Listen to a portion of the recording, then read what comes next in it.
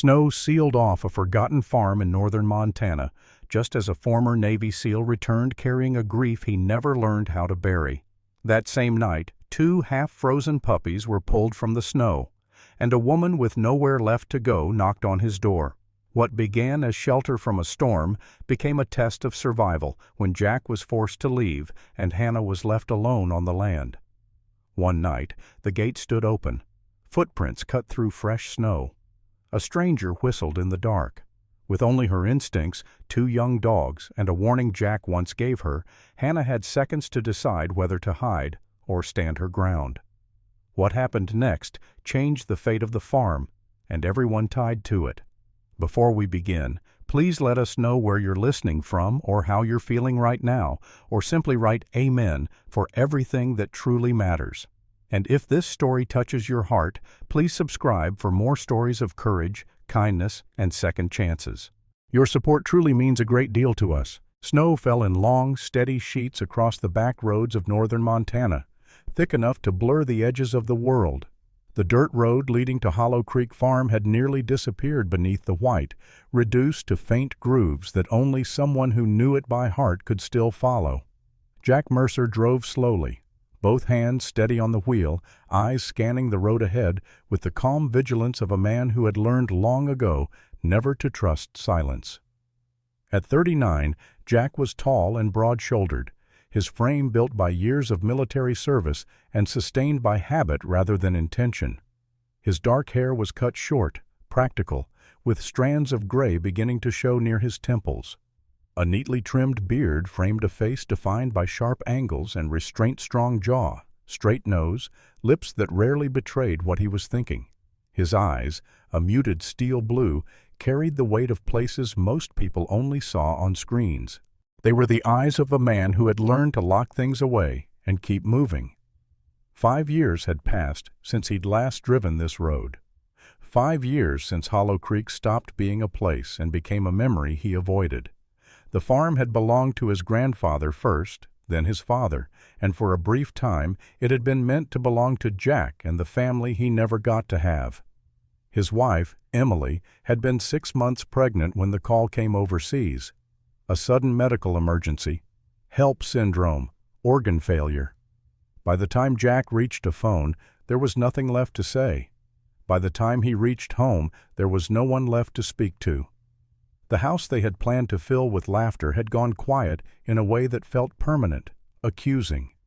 Jack stayed away after that, burying himself in deployments, convincing himself that distance was survival.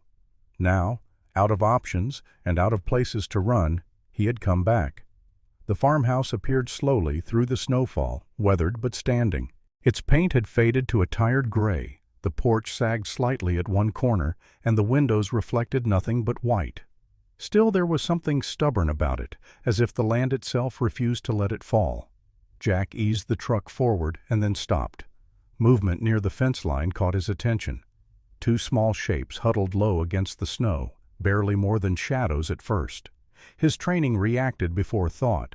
He killed the engine, stepped out into the wind, and approached cautiously. They were puppies, no more than a few weeks old, their bodies pressed tightly together for warmth.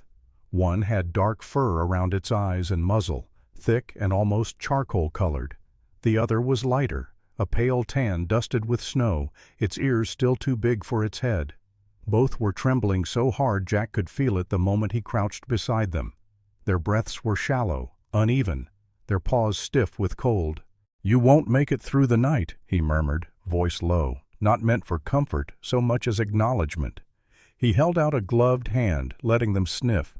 The darker one lifted its head just enough to watch him, eyes alert despite exhaustion. The lighter one whimpered softly and pressed closer to its sibling. Jack moved carefully, as if the wrong motion might break something fragile. He scooped them up, one tucked against each side of his chest, and felt their hearts racing wildly beneath his coat. Inside the farmhouse, the air was colder than he remembered. Jack moved on instinct, starting the fire, laying out old towels, warming milk on the stove the way his mother had once taught him. He dried the puppies gently, one at a time, rubbing life back into their small bodies. When he set the bowl down, they drank with frantic determination, tails twitching weakly, as if unsure whether to trust the moment. When they finished, they curled together near the fireplace, finally still. Jack watched them for a long moment, something tightening in his chest. He didn't name them. Naming meant attachment. Attachment meant loss. He had learned that lesson too well. Outside, the storm worsened. Snow piled against the windows, muting the world beyond the walls. Jack sat at the old wooden table, hands wrapped around a mug that had gone cold without him noticing. Shadows from the fire danced across the walls, stretching and shrinking like memories that refused to stay buried. He stood and checked the locks, the doors, the windows. Old habits never disappeared, they simply waited. That was when he heard it. A sound so soft it almost blended into the wind. A knock, uneven, hesitant, as if whoever made it wasn't sure they should be there at all. Jack froze. The second knock came a moment later, weaker than the first. He moved toward the door, every sense sharpening. The world beyond the thick wooden frame was dark and violent with snow, the kind of night where mistakes didn't forgive. He opened the door slowly. Cold rushed in first. Then the figure on the porch swayed. She was young, early 30s, Jack guessed, slender to the point of fragility. Her coat was too thin for the weather, soaked through and clinging to her narrow frame. Dark brown hair, damp and tangled, clung to her cheeks and forehead. Her skin was pale, nearly translucent in the porch light, lips tinged blue from the cold. Yet her eyes were open and alert, not panicked, not pleading, just deeply tired. She took one step forward and faltered. Jack caught her without thinking, steadying her with a firm arm around her shoulders. She stiffened briefly at the contact, then allowed herself to lean into it. She was lighter than he expected, and for a moment he felt the unsettling awareness of how close she was to collapse. "Easy," he said quietly. "You're safe." He guided her inside, closing the door against the storm. The sudden silence was heavy. He sat her near the fire, added more wood, then stepped back, giving her space. "I didn't mean to intrude," she said, voice thin but steady. "I just needed somewhere to wait out the storm." "You're fine," Jack replied. "Warm up first." He handed her a mug of tea. Her hands shook as she wrapped her fingers around it, breathing in the steam before taking a careful sip. Color began to return to her face. For a moment, neither spoke. Then she said softly, "My name's Hannah. Hannah Brooks." Her voice carried a quiet resilience, the kind forged not by comfort but by endurance. Jack studied her briefly, noticed the way she held herself upright despite exhaustion, the way she met his gaze without challenge or fear. "Jack," he said, nothing more. Outside, the storm howled, sealing the world away. Inside, two strangers shared warmth, silence, and the unspoken understanding that sometimes survival began with a door opened on the coldest night. Morning did not arrive so much as it revealed itself, pale and uncertain, seeping through frost-clouded windows. The storm had not moved on. If anything, it had settled in, pressing its weight against the farmhouse until the walls seemed to hold their breath. Snow lay stacked high against the front door, packed tight by wind that had worked through the night with patient determination. The world beyond Hollow Creek Farm had been erased, reduced to white silence. Hannah Brooks woke stiff and disoriented on the couch near the hearth, a wool blanket pulled up to her chin. For a moment she didn't remember where she was, only the deep, unfamiliar quiet and the steady crackle of fire. Her body ached with the dull soreness of cold held too long, but the worst of the shaking had passed. She sat up slowly, taking in the room with cautious eyes. The farmhouse was simple and worn, built for function rather than comfort. Exposed beams crossed the ceiling, their wood darkened by decades of smoke and time. A heavy table dominated the center of the room, scarred by use, flanked by mismatched chairs. Everything carried the feeling of a place left alone, not abandoned in anger, but set aside out of necessity. Jack Mercer stood at the stove with his back to her, sleeves rolled to his forearms. In the daylight, Hannah could see him more clearly. He moved with deliberate economy, each action controlled and efficient, as if wasted motion offended him. His shoulders were broad beneath a faded thermal shirt, posture straight without stiffness. The scars on his forearms were faint but numerous thin lines that hinted at past violence without explaining it. He hadn't shaved that morning.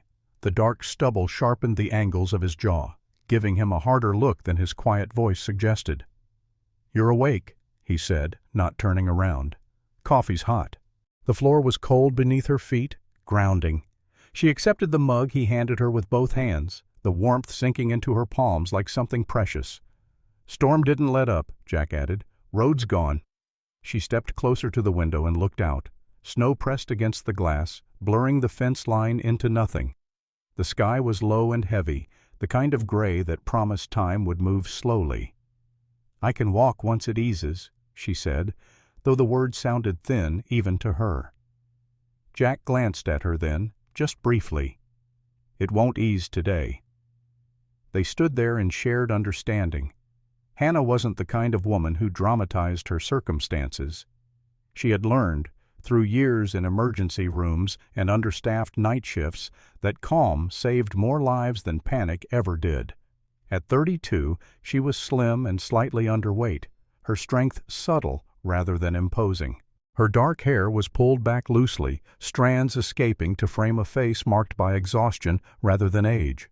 Her skin was pale from too many hours under fluorescent lights, but there was steadiness in her gaze, a quiet competence that didn't demand attention. The puppies stirred near the fire.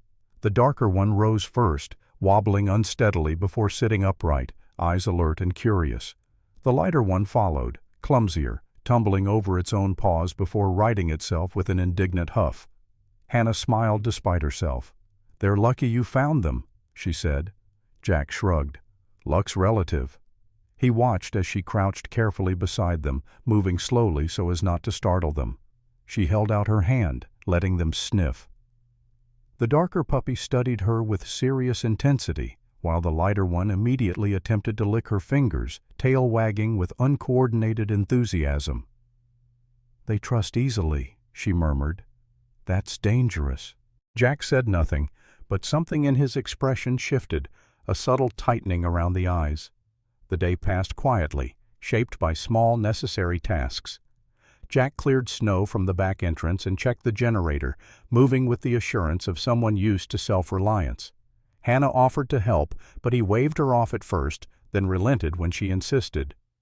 She swept the kitchen, wiped down counters, and reorganized the pantry with practiced efficiency. It wasn't about making things pretty, it was about restoring order, about giving the space permission to be used again. By mid-afternoon, the storm showed no sign of retreat. Hannah stood at the door, testing it, then let it fall shut with a soft thud. She turned back toward Jack, concern flickering across her face. "I don't think I can get out of here," she said quietly. Jack leaned against the table, arms crossed. He had been thinking the same thing, weighing options he didn't particularly like. "I'll be heading back to my unit soon," he said after a moment. "When that happens, this place will be empty again. The animals will need care. So will the house." She looked at him now, fully attentive. "If you want to stay," he continued, choosing his words with care, "just until the road's clear or until you find something else, you can. You won't owe me anything. I won't ask questions." The offer hung between them, heavy with implication. Staying meant warmth, food, safety.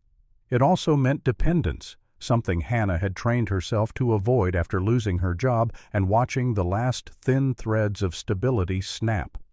Leaving meant uncertainty and cold, and the very real possibility of not making it far before the storm claimed its due. "I don't want to be a burden," she said. "You wouldn't be," Jack replied. "You'd be helping." Outside, the wind surged again, rattling the windows hard enough to make the lighter puppy yelp and scramble closer to Hannah's legs. She reached down instinctively, steadying it with a gentle hand. Her fingers tightened slightly, not fear calculation.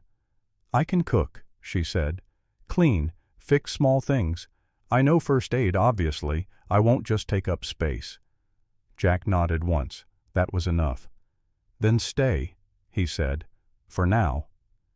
Hannah exhaled slowly, the tension easing from her shoulders in a way she hadn't realized she was carrying.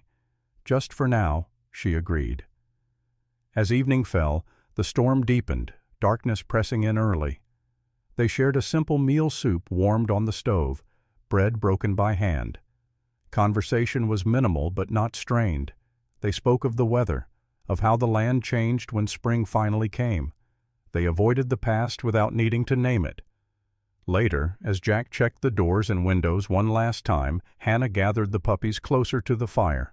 She didn't name them, not yet, but she watched the way they leaned into the warmth, how their breathing evened out, and something in her chest softened. The house creaked as the wind shifted direction. Snow thudded heavily against the walls. Jack paused near the front door, listening, his senses sharpening despite the calm inside. Somewhere beneath the howl of the storm, a sound reached him, faint, distant, but deliberate. Not the wind. Footsteps. Time slowed the way it does when the world narrows to a single place. The storm did not lift, but it softened, its anger replaced by a steady persistence that pinned Hannah and Jack to Hollow Creek Farm. Days bled into one another, measured not by hours, but by small accomplishments. The farmhouse, long dormant, began to respond. Hannah woke early each morning, long before the light reached the windows. She moved quietly, instinctively careful not to disturb Jack or the puppies curled together by the hearth. Her body still carried the memory of 12-hour hospital shifts, the habit of being useful before being comfortable. She swept the floors, wiped frost from the windows, and stitched torn seams in the curtains with needle and thread she found in a rusted tin beneath the sink. She cooked simple meals, thick soups, cornbread, oatmeal sweetened with what little honey remained, food meant to warm rather than impress. The house seemed to absorb her efforts, as if grateful for attention it hadn't received in years. Jack spent his mornings outside, working against the elements rather than hiding from them. He straightened fence posts bent by snow, reinforced a gate that had begun to sag, and cleared paths where drifts threatened to bury the doors entirely. His movements were precise and economical, driven by muscle memory shaped in harsher environments than this. He spoke little while he worked, jaw set, breath steady, the wind biting at his beard and reddening his cheeks. Yet Hannah noticed the change in him, subtle but undeniable. He stayed longer by the fire in the evenings. He laughed once short and surprised when the lighter puppy skidded across the kitchen floor and collided with a chair leg. The puppies grew stronger quickly. The darker one moved with deliberate focus, sitting near doors as if guarding them, eyes following every sound. The lighter one seemed made of motion and curiosity, tumbling into trouble and recovering with unshaken enthusiasm. One afternoon, as pale sunlight broke briefly through the clouds, Hannah knelt in the snow and brushed frost from their fur. "This one's a worker," she said, touching the darker pup's head. "Solid. Serious." She smiled faintly. "Diesel." Jack watched, saying nothing. She turned to the lighter one, who immediately attempted to chew on her glove. "And you," she said softly, "are Trouble." The puppy wagged her tail so hard her whole body swayed. Piper. The name settled into the space like something inevitable. Jack didn't object, but something tight eased in his chest, replaced by an unfamiliar warmth he didn't quite trust. Evenings became a quiet ritual. They ate together at the scarred wooden table, sharing meals without forcing conversation. Sometimes they spoke of small things, the way snow changed color at dusk, the sound the house made when the temperature dropped. Other nights, silence did the work words couldn't. Hannah found comfort in it, surprised to realize that quiet didn't always mean abandonment. Jack listened more than he spoke, learning the cadence of her presence, the steadiness she brought without demanding anything in return. One night, while the wind rattled the windows, Hannah broke the silence. "I used to think if things were quiet, it meant something was wrong," she said, fingers wrapped around a chipped mug, "that it meant no one was coming back." Jack stared into his coffee. "Sometimes," he replied, voice low, "quiet just means no one's leaving." The words hung between them, unadorned and honest. The storm loosened its grip slowly. Snow still fell, but lighter now, as if testing whether it could let go. Jack checked his phone more often, the habit returning with a familiar edge. When the call came, it did not surprise him. He stepped outside to take it, turning his back to the house and the thin trail of smoke rising from the chimney. Hannah watched from the window. She couldn't hear the words, but she recognized the posture immediately. His shoulders squared, his expression closed. When he came back inside, Diesel lifted his head, alert. Piper whimpered softly. "I have to go," Jack said. "My old commander called. There's a situation. They need people who know the terrain." Hannah nodded, the room suddenly feeling larger. "When?" "Now." They stood in the kitchen, neither moving. The house creaked as if aware of the shift. Jack crossed the room and retrieved a small canister from a drawer, setting it in Hannah's hand. "Pepper spray," he said. "Keep it on you. Always." He showed her the cord near the back door, explained how the alarm worked, something he'd pieced together years ago from spare parts, more deterrent than defense.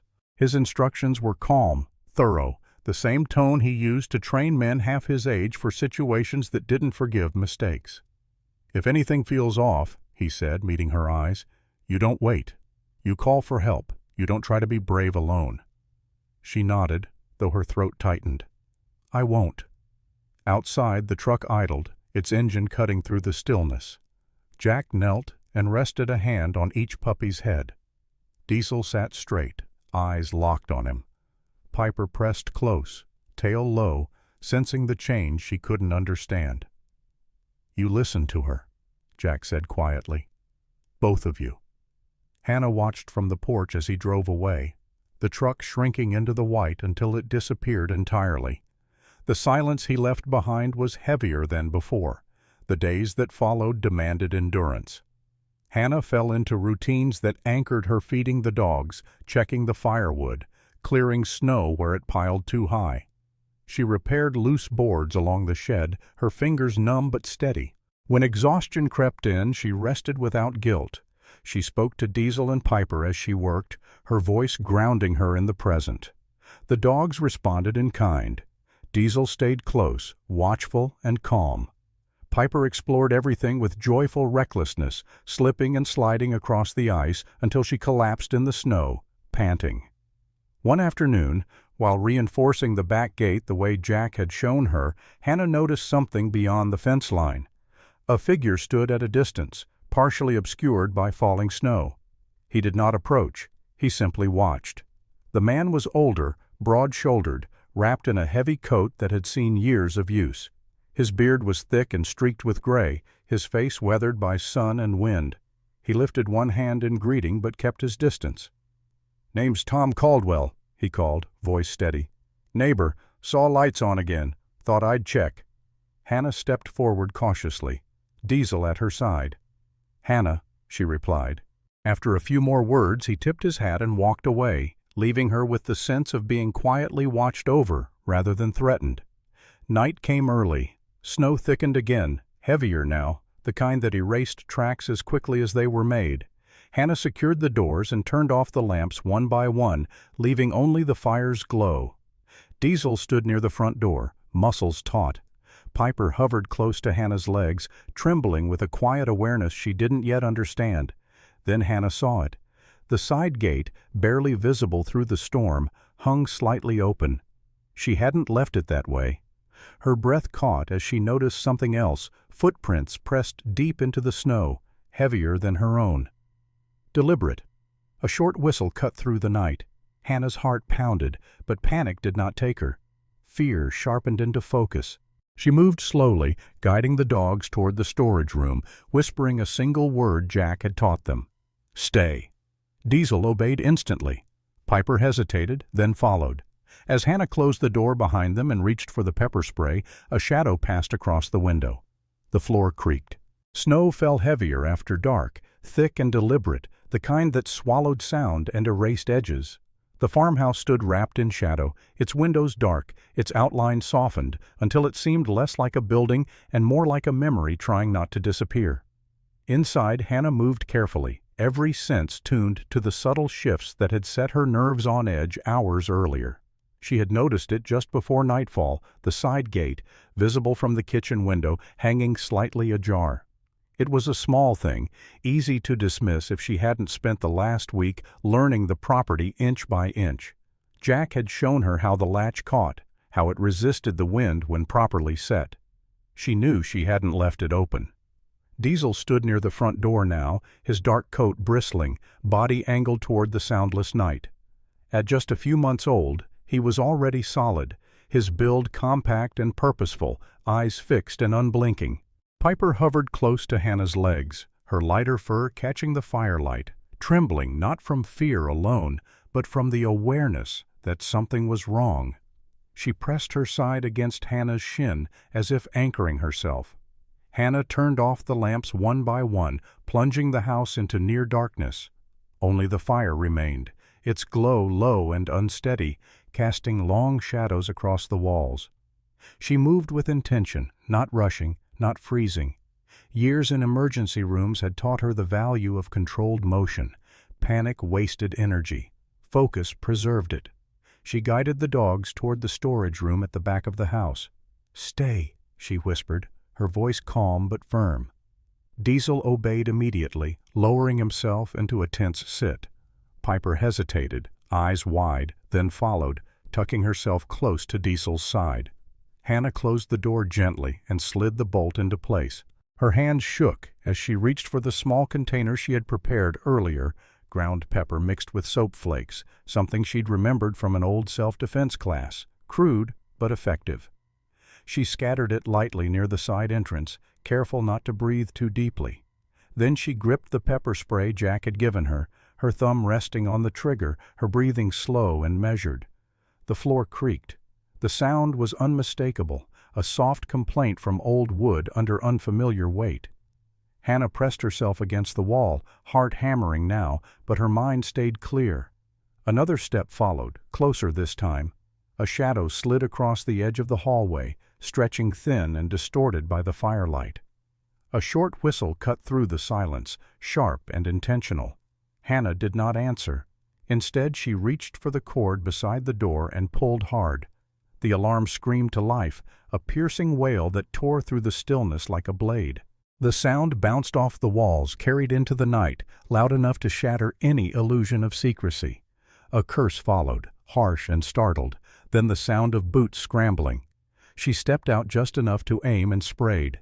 The air filled with a sharp, burning mist.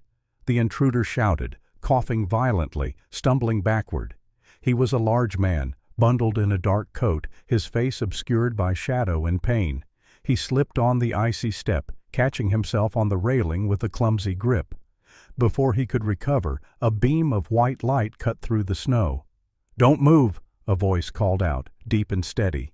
Tom Caldwell stood several yards away, his broad frame planted solidly in the snow. He was in his late 60s, tall despite the years, shoulders thick beneath a heavy wool coat worn smooth by decades of use. His beard was full and streaked with gray, his face weathered by sun, wind, and long winters spent outdoors. In his hands was a hunting rifle, not raised, not threatening, but present, an unmistakable line drawn in the snow. The intruder froze, blinded by the light, coughing and swearing under his breath. "Turn around," Tom said evenly. "Slow." The man didn't argue. He backed away, then turned and ran, his footsteps swallowed almost immediately by the storm. Silence followed, heavy and trembling, broken only by the alarm's fading echo. Hannah leaned against the wall, her legs threatening to give way now that the danger had passed. Her breath came in short bursts, her grip still tight on the spray canister. The storage room door burst open as Diesel and Piper emerged, barking fiercely into the night. Diesel placed himself squarely between Hannah and the open door, stance rigid and unyielding. Piper circled once, then pressed close to Hannah's leg, growling softly despite her size. Tom lowered the rifle and approached slowly, careful not to startle her. "You all right?" he asked. Hannah nodded, though her throat burned. "I think so." Tom studied her for a long moment, his sharp eyes taking in the locked doors, the scattered powder near the entrance, the dogs standing guard like they'd been trained for this moment. His expression shifted, not to suspicion, but to something like respect. "You did exactly right," he said. "Most folks freeze. You didn't. She swallowed hard. I didn't want anyone getting hurt. Tom nodded once. That's how it starts. He stepped back, scanning the darkness once more before lowering his light. I'll keep an eye out tonight, he added, and I'll let Jack know you're safe. The mention of Jack tightened something in Hannah's chest. She nodded again, gratitude and exhaustion tangled together. After Tom disappeared into the snow, the house felt different, larger, quieter, as if aware of what had nearly happened. Hannah secured the doors, shut off the alarm, and sank down near the fire. Diesel remained alert, ears angled toward every sound, while Piper curled against Hannah's side, her small body warm and steady. Fear came then, delayed but insistent, followed closely by something else. Resolve. Hannah realized, sitting there in the firelight with two dogs pressed close, that she hadn't just stayed out of necessity anymore. She had chosen to stand her ground. She had protected the house not because it belonged to Jack, but because it had begun to belong to her. Outside, the snow continued to fall, soft and relentless, covering tracks, erasing evidence. But inside Hollow Creek Farm, nothing felt erased at all. The radio crackled suddenly, breaking the quiet. Hannah froze, her heart leaping as a familiar voice cut through the static. Hollow Creek, this is Mercer. Jack. The truck rolled to a stop just beyond the gate, its engine idling softly before falling quiet. Jack Mercer sat behind the wheel for a moment longer than necessary, hands resting on the steering wheel as he took in the view. Something was different. The fence line stood straighter than he remembered, its posts reinforced, wire pulled tight. A narrow path had been cleared through the snow, leading from the road to the porch in a deliberate, careful line. Near the house, a patch of earth showed through the white, dark, and waiting. He stepped out into the cold, boots crunching against ice. Before he could take another step, movement exploded from the porch. Diesel and Piper came charging toward him, no longer the fragile bundles he'd left behind. Diesel had grown taller and broader, his dark coat thick and glossy, his gait steady and controlled. He slowed as he reached Jack, sitting sharply as if remembering a lesson, eyes locked on his face. Piper followed seconds later, skidding clumsily to a stop, her lighter fur bright against the snow, tail wagging so hard her whole body swayed. She leapt forward, front paws landing against Jack's legs in unrestrained joy. Jack dropped to one knee without thinking, hands gripping their collars, laughter breaking free before he could stop it. It sounded rough, unused, but real. Easy, he murmured, his voice thick. Easy. From the doorway, Hannah watched. She stood straighter than when he'd last seen her, her shoulders no longer drawn inward. Her dark hair was tied loosely at the nape of her neck, a few strands catching the pale winter light. Color had returned to her face, warmth that hadn't been there the night she knocked on his door. She wore a wool sweater Jack recognized as his own, the sleeves pushed back to reveal hands marked by work-small scratches, calloused skin, strength earned rather than given. "Welcome back," she said. Jack nodded, words momentarily beyond him. The air between them felt heavy, filled with everything that hadn't been said. Inside, warmth wrapped around him as soon as the door closed. The smell of soup simmering on the stove and fresh bread cooling on the counter filled the room, grounding him in a way he hadn't expected. The farmhouse no longer felt like a place waiting to be endured. It felt lived in. "You've been busy," he said quietly, taking in the cleaned floors, the repaired shelves, the jars of preserved food lined neatly by the window. Hannah shrugged. Things needed doing. A knock sounded at the door before Jack could respond. Tom Caldwell stepped inside, snow clinging to the hem of his coat. In the light, Jack saw him more clearly than before, a man in his late 60s, tall and solid, with a face carved by decades of weather and work.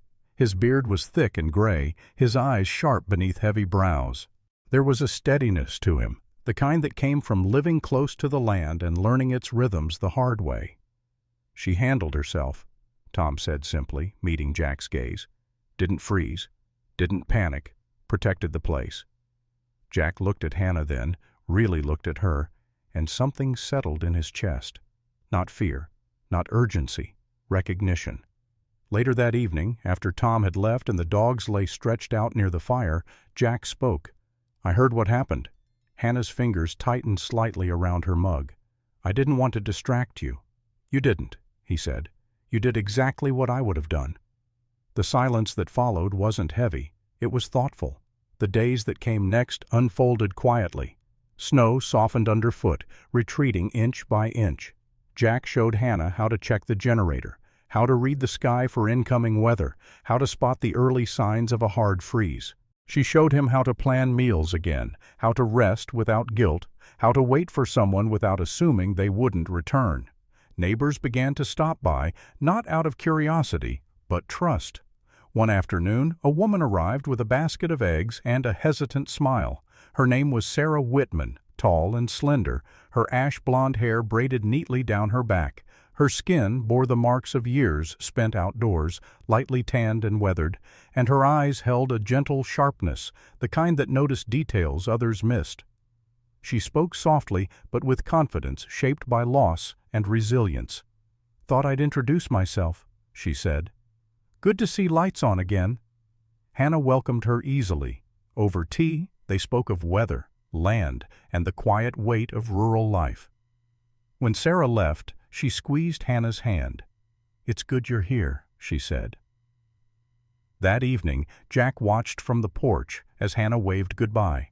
He realized then that the farm had changed because she had changed, and because he had let her. Spring arrived without ceremony. Snow melted into mud, then into dark, fertile soil. Together, they repaired the barn doors and cleared the yard. Diesel learned commands quickly, posture straight and attentive. Piper followed his lead, mostly, though she preferred affection to discipline. One afternoon, as the sun dipped low and painted the hills in gold, Hannah stood near the old fence line, gazing out across the land. "Do you ever think," she asked softly, "that healing isn't about fixing what's broken, but learning how to live with the cracks?" Jack considered that. Every day. They didn't speak of the future in grand terms. They didn't need to. When the small ceremony happened weeks later, it was simple. A few neighbors gathered quietly, bringing bread and wildflowers. Tom stood nearby, hat in hand.